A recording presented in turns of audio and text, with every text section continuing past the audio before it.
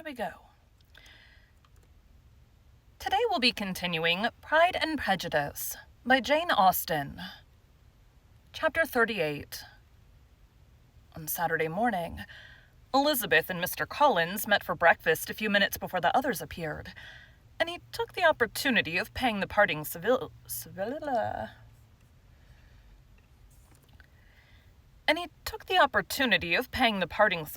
which he deemed indispensably necessary. Mr. Collins.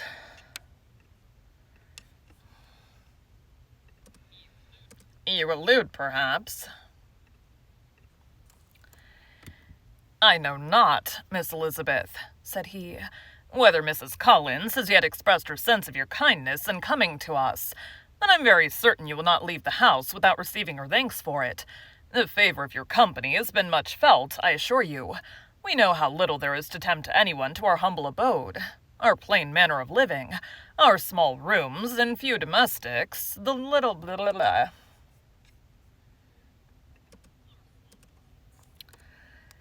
Our small rooms and few domestics, and the little we see of the world, must make Hunsford extremely dull to a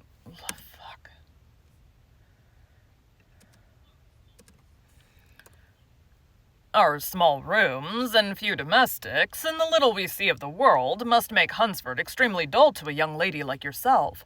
But I hope you'll believe us grateful for the condescension,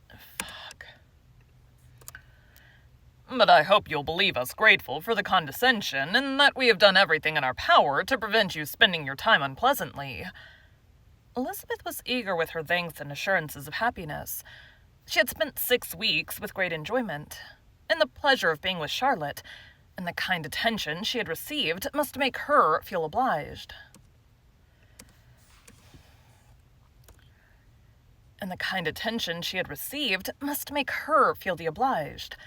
Mr. Collins was gratified, and with a more smiling solemnity replied, "It gives me the greatest pleasure to hear that you have passed your time not disagreeably.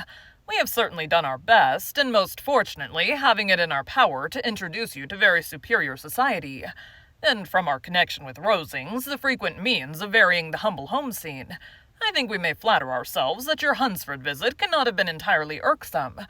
Our situation, with regard to Lady Catherine's family, is indeed the sort of extraordinary advantage and blessing which few can boast.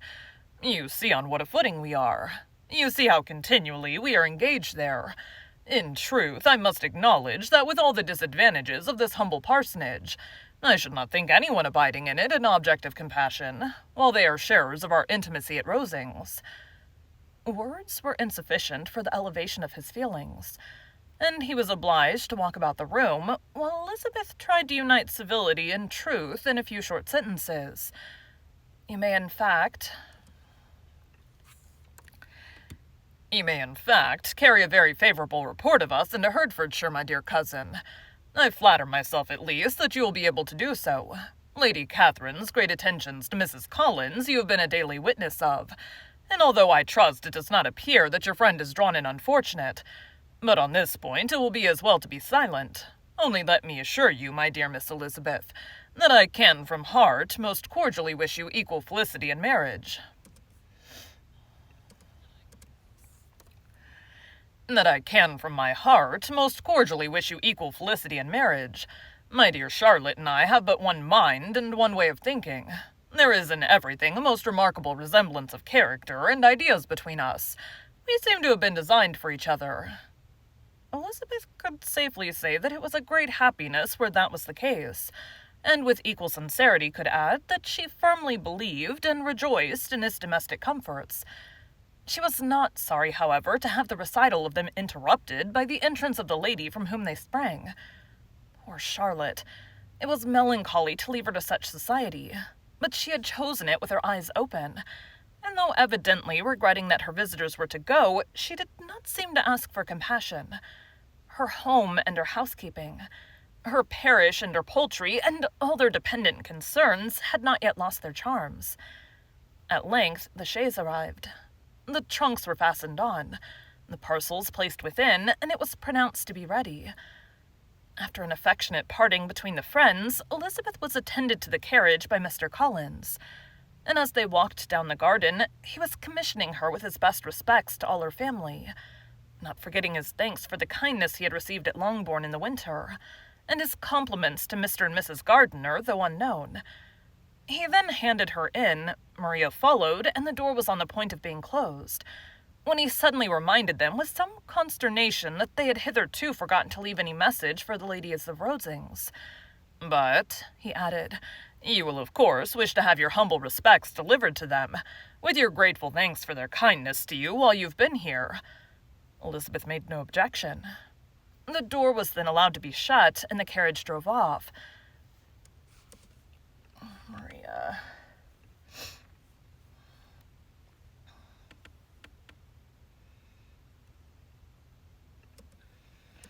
I can guess. "Good gracious," cried Maria after a few minutes' silence. "It seems but a day or two since we first came. Yet how many things have happened!" "A great many indeed," said her companion with a sigh. "We have dined 9 times at Rosings, besides drinking tea there twice. How much I shall have to tell," Elizabeth privately added, "and how much I shall have to conceal." Their journey was performed without much conversation, or any alarm, and within 4 hours of their leaving Hunsford they reached Mr. Gardiner's house, where they were to remain a few days. Jane looked well, and Elizabeth had the opportunity of studying her spirits amidst the various engagements which the kindness of her aunt had reserved for them. But Jane was to go home with her, and at Longbourn there would be leisure enough for observation. It was not without an effort, meanwhile, that she could wait even for Longbourn, before she told her sister of Mr. Darcy's proposals. To know that she had the power of revealing what would so exceedingly astonish Jane, and must at the same time so highly gratify whatever of her own vanity she had not yet been able to reason away, was such a temptation to openness as nothing could have conquered. But the state of indecision in which she remained as to the extent of what she should communicate, and her fear, if she once entered on the subject, of being hurried into repeating something of Bingley, which might only grieve her sister further. Thank you for joining Bite at a Time Books today, while we read a bite of one of your favorite classics. Again, my name is Bree Carlile, and I hope you come back tomorrow for the next bite of Pride and Prejudice. Another short one.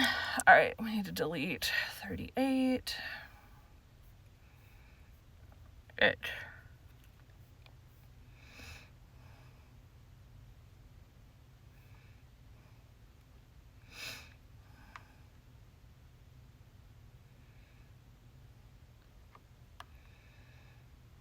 Back to view mode.